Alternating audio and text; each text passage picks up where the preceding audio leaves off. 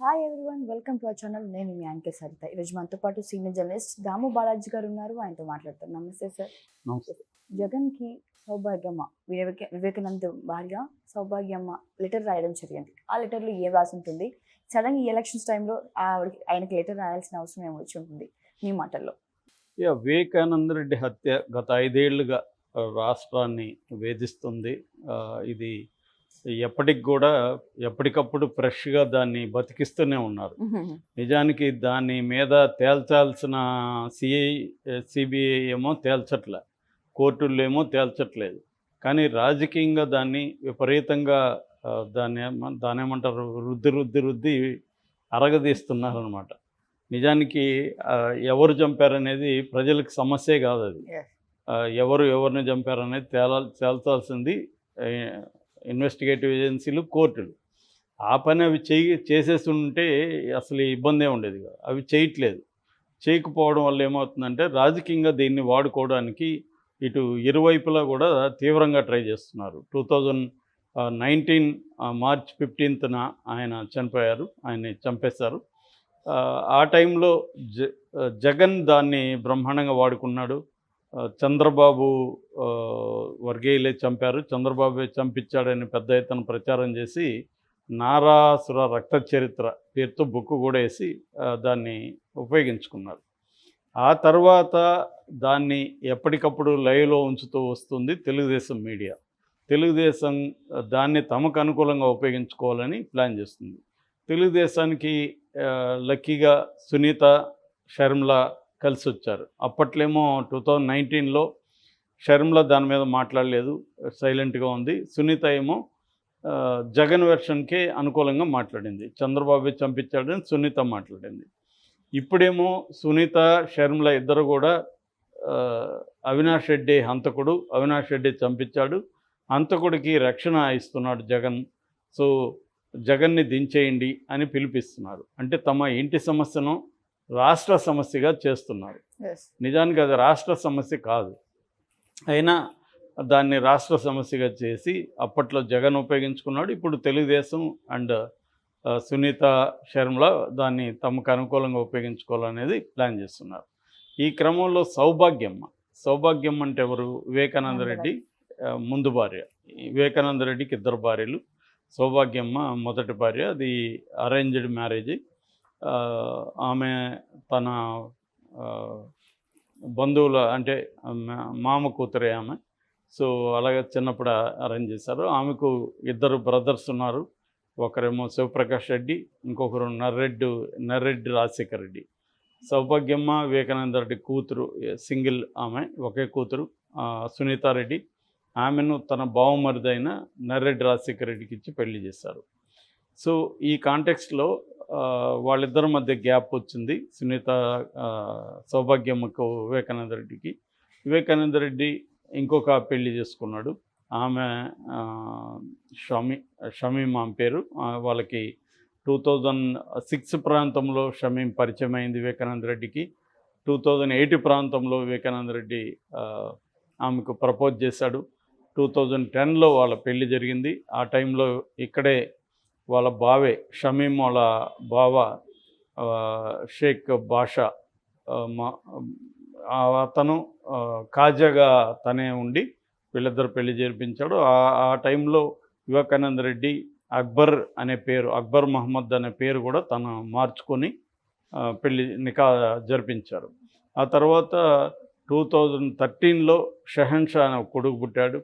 ఆ కొడుకుతో ఫోటోలు అవన్నీ బయటకు వచ్చాయి. ఆ తర్వాత మొన్న రీసెంట్గా వీడియో కూడా బయటకు వచ్చింది. అంటే వివేకానంద రెడ్డి ఆయన 2వ భార్య కొడుకుతో ఆడుకుంటున్న వీడియో కూడా బయటకు వచ్చింది. సో ఇక్కడ ఈ కాంటెక్స్లో వివేకానంద రెడ్డి సౌభాగ్యమ్మ దూరంగా ఉండిపోయారు. ఆమె కూతురు దగ్గరే ఉండిపోయింది చాలా కాలం నుంచి. అయితే వివేకానంద రెడ్డికి సంబంధించిన ఆర్థిక లావాదేవీలన్నీ కూడా వీళ్ళే చూసుకోవడం మొదలుపెట్టారు. అల్లుడు రాజశేఖర్ రెడ్డి, కూతురు సౌభాగ్యమ్మ. అది కూడా ఒక కారణం అంటారు వివాదాలకి. ఏదేమైనా వివేకానంద రెడ్డి ఉన్నప్పుడే సౌభాగ్యమ్మ వివేకానంద రెడ్డితో లేదు, సునీత లేదు. అయితే రిమోట్గా ఆయన వ్యవహారాలు, ఆర్థిక వ్యవహారాలను వీళ్ళే కంట్రోల్ చేస్తున్నారు. ఆయనకి సంబంధించిన ఏదైనా డబ్బులు కావాలన్నా వీళ్ళే ఇవ్వడం, దాని లెక్కలు మళ్ళీ వీళ్ళకే సబ్మిట్ చేయడం, ఇవన్నీ జరుగుతున్నాయనేది ఆల్రెడీ మనం కూడా చాలాసార్లు చెప్పుకున్నాం. ఈ కాంటెక్స్లో వివేకానంద రెడ్డిని నలుగురు చంపినట్టుగా కేసు పెట్టారు. అందులో ఒకరు దస్తగిరి అప్రూవర్గా మారాడు. Erra Gangi Reddy A1, Sunil Yadav A2, A3 Umashankar Reddy, A4 Dastagiri. వీళ్ళు నలుగురు ఫిజికల్గా చంపిందని దస్తగిరి చెప్తున్నాడు. మిగతా ముగ్గురు ఒప్పుకోలేదు, మేము చంపామని వాళ్ళు చెప్పట్లే. దస్తగిరి మాత్రం మేము నలుగురు వెళ్ళి చంపాము, ఎలా చంపాము ఏంటి అనేది అతను వివరించాడు. అయితే ఈ నలుగురు కాకుండా ఇంకొక నలుగురు ఈ నలుగురికి హెల్ప్ చేయొచ్చు లేదా కుట్ర బన్ని ఉండొచ్చు.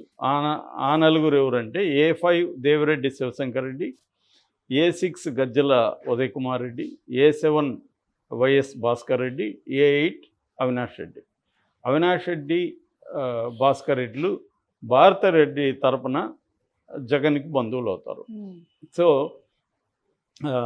తమ్ముడు అవుతాడు, కజిన్ అవుతాడు జగన్కి అవినాష్ రెడ్డి.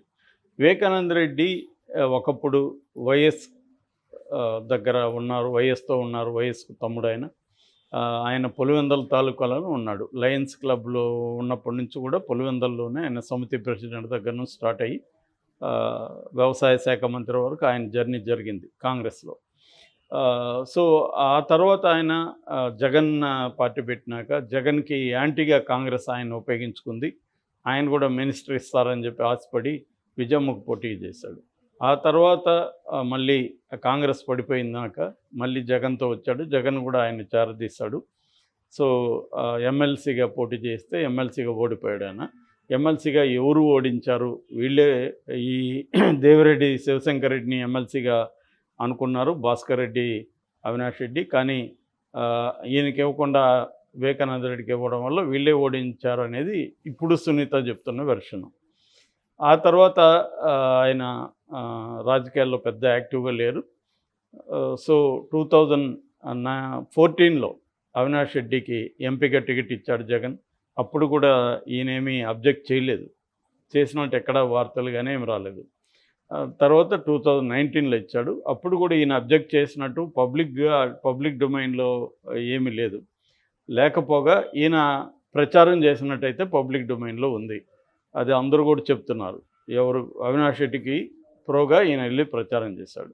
దీని తర్వాత అవినాష్ రెడ్డి దీన్ని ఈ కుట్రకు మూలం చంపించాడనే ఒక వెర్షన్ని సునీత తీసుకొచ్చింది.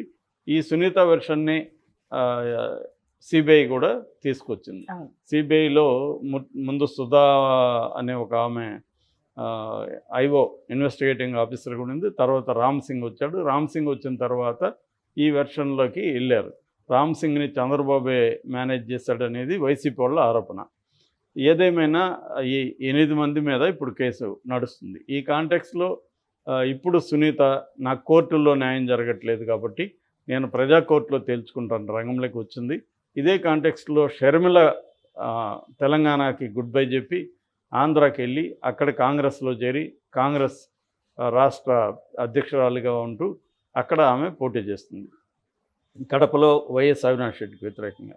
కాబట్టి ఇప్పుడు సునీత గెలవాలంటే అవినాష్ రెడ్డిని బదనాం చేయాలి, అవినాష్ రెడ్డి హంతకుడు అని చెప్పాలి. సో ఈ నెరేటివ్ని వీళ్ళు తీసుకెళ్తున్నారు. దీనికి తెలుగుదేశం వాళ్ళు కూడా సపోర్ట్ చేస్తున్నారు. ఎందుకంటే దీనివల్ల రాష్ట్ర వ్యాప్తంగా జగన్ ఇమేజ్ని దెబ్బకొట్టచ్చు. జగన్ ఇమేజ్ దెబ్బకొట్టడం వల్ల మనకి ప్రయోజనం ఉంటుందని తెలుగుదేశం యొక్క వ్యూహం.